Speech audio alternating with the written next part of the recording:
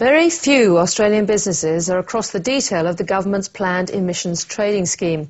A survey from the Australian Industry Group and KPMG also suggests that the majority of businesses have done nothing to reduce their carbon footprint. Desley Coleman reports. Matsu Chillers has been building cooling units in Sydney for 5 years.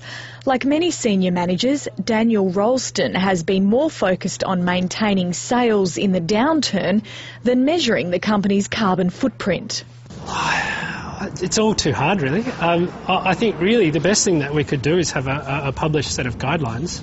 KPMG and the Australian Industry Group surveyed 400 businesses to gauge how prepared companies are for the National Emissions Trading Scheme, which is due to start in 2011.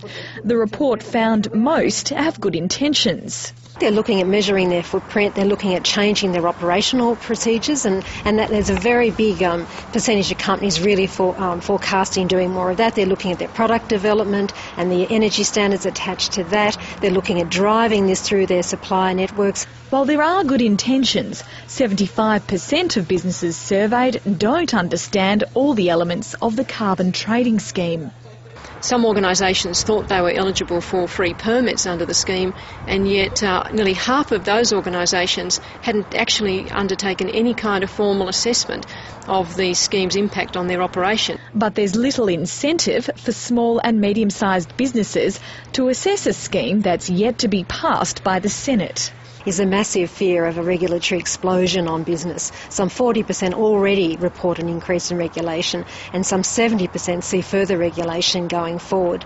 And the Productivity Commission have in fact identified some 244 existing or potential regulations on business imposed by 56 agencies across state and federal governments.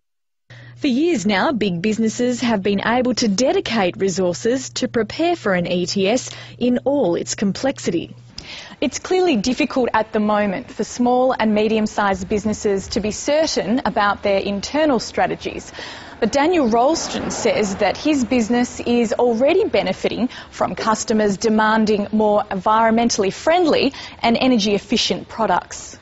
Our whole business is being impacted by the environmental movement, and I think the ETS is really just lost in that. We're so focused on trying to get our products out there that meet all these other standards, and really I think that does a lot more than our own 13-person business complying to ETS. AI Group Chief Heather Ridout says the government needs to roll out its education package immediately to help business prepare. We are going to have a doubling in our electricity costs. We are going to have change in procurement arrangements. We are going to have costs imposed, even if we're not caught up in the emissions trading scheme. There will be costs on business. Costs that businesses like Matsu Chillers haven't even begun to calculate.